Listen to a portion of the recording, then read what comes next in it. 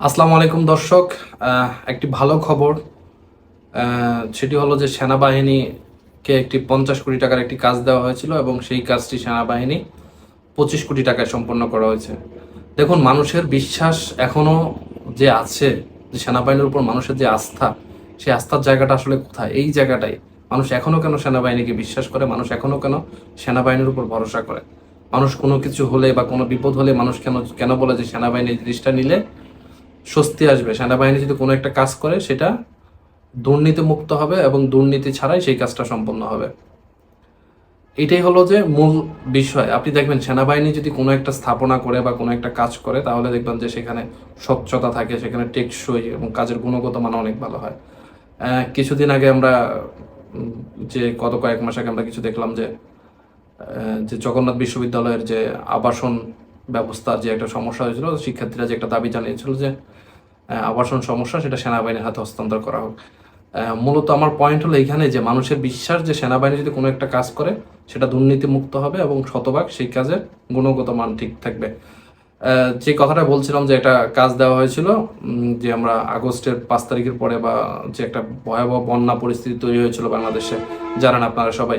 সেই বন্যা পরিস্থিতিতে যারা ক্ষতিগ্রস্ত হয়েছে এবং যাদের ঘর বাড়ি এবং অন্যান্য অন্যান্য সম্পত্তি ক্ষতিগ্রস্ত হয়েছে, বিশেষ করে যাদের ঘর বাড়ির সমস্যা হয়েছে, ঘর বাড়ি ভেঙে গেছে এই বন্যায়, তাদের ঘর বাড়ি পুনর্নির্মাণ করে দেওয়ার জন্য সরকারের পক্ষ থেকে একটা বরাদ্দ ছিল, সেটা ছিল 50 কোটি টাকা।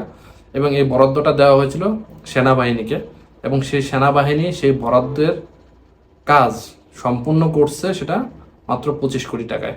আপনি একটু কল্পনা করেন, এটা কি মানে কখনো সম্ভব ছিল এর আগে?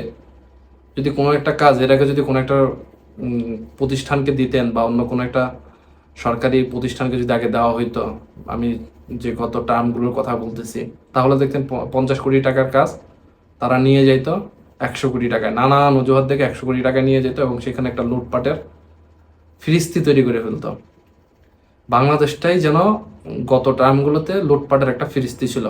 দর্শক, আমি কালের কণ্ঠ থেকে খবরটা আপনাদেরকে একটু পড়ে শোনাচ্ছি। কালের কণ্ঠ থেকে নিউজ করা হয়েছে এবং গতকালকে যে একটি প্রধান উপদেষ্টার যে একটি আলোচনা সভা ছিল, সেইখানেও এই কথাটি এসেছে এবং সেখান থেকে আমি একটু পড়ে শোনাচ্ছি আপনাদেরকে।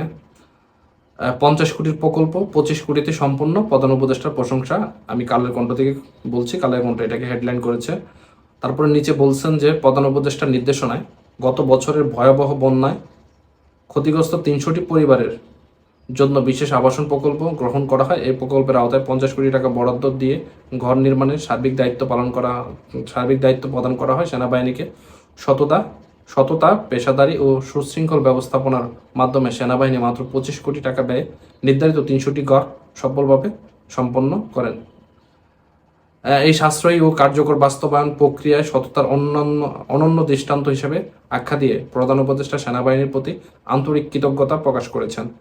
বুধবার বিকেলে সেনাবাহিনীর অফিসিয়াল ফেসবুক পেজে একটি পোস্টের মাধ্যমে এসব তথ্য জানানো হয়। এতে বলা হয়েছে, বাংলাদেশ সেনাবাহিনী পেশাদারি, স্বচ্ছতা ও জনসেবার প্রতিশ্রুতিবদ্ধ। এই ছিল দর্শক খবর আপনাদের কাছে, যেটাই বারবার বলছি যে সততা যদি সৎ থাকে, মানুষের কর্মের প্রতি যদি নিষ্ঠা থাকে, মানুষ যদি সেই কর্মটা নিষ্ঠার সহিত পালন করে, তাহলে দেখবেন যে ব্যয় অনেক অংশই কমে আসবে। আমি বারবারই বলি যে বাংলাদেশের অন্য কোনো সমস্যা নেই, বাংলাদেশের একমাত্র সমস্যা হলো দুর্নীতি সমস্যা। বাংলাদেশের প্রধান সমস্যাই হলো দুর্নীতি সমস্যা।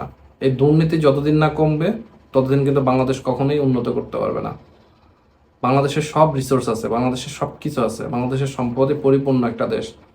বাংলাদেশ এমন কোনো সম্পদ নাই যে বাংলাদেশে নাই, কিন্তু সবচেয়ে বড় মাথা ব্যথার জায়গা হলো সেটা হলো দুর্নীতি। সেই দুর্নীতি বন্ধ করলে সব কিছু হবে।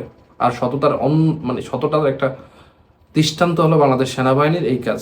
এটা ছাড়াও বিভিন্ন কাজে সেনাবাহিনী তাদের সততার সর্বোচ্চ প্রমাণ দিয়েছে।